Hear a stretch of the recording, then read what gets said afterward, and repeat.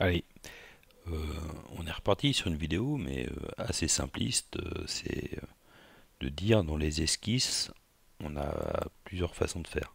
Donc je démarre une nouvelle esquisse, je la fais sur ce plan-là, et puis moi j'ai une forme euh, un peu comme un truc comme ça. Toc, toc. Là, admettons, j'ai un joint qui va venir juste là.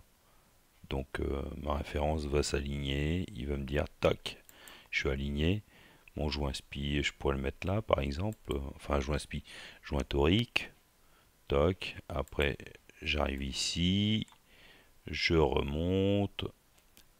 Il y a une vis qui va se mettre ici. Je dépose. Ah, c'est bon le souci ça. Je dépose. Et après, on ferme. Donc voilà. Ça, c'est la façon la plus simple. Après, on fait notre cotation.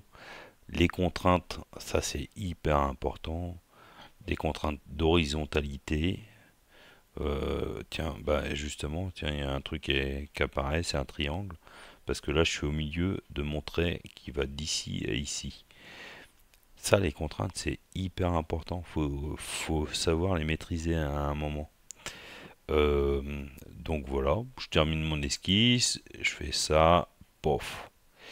Je fais ma révolution, sélectionner par défaut l'axe, je le donne, et voilà. Donc j'ai ma petite pièce qui est sympathique et qui est vite faite. Ça c'est assez cool. Après, bah là, je peux fabriquer ce que je veux. Je dis, je vais créer un filetage.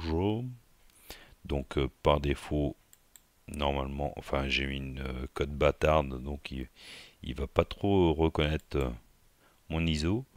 Mais après, il va me proposer des filetages un peu spécifiques et entre guillemets un petit peu bâtard.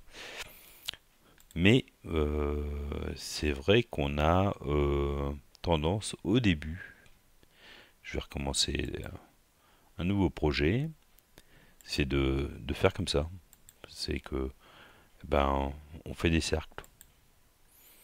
Là, je vais créer un cercle, toc, poum, je crée un autre cercle, poum, j'en fais un autre, tac, voilà. Et, et en fait, ce qu'on va faire, ce qui est plus compliqué, et c'est pour ça que moi j'aime bien travailler en profil, c'est que, tac, là je termine mon esquisse et puis je ferme mon extrusion. Tac, je sélectionne, pof, ça revient au même que tout à l'heure, hein. Mais sauf que, bah voilà, faut qu'on monte un peu le plan de référence sur le machin pour faire les étages. Donc moi je suis adepte de travailler en profil, ça va être beaucoup plus efficace. Après ça dépend ce qu'on fait. Parce que là par exemple, je viens de faire une extrusion en anneau, et ben c'est aussi cool quoi.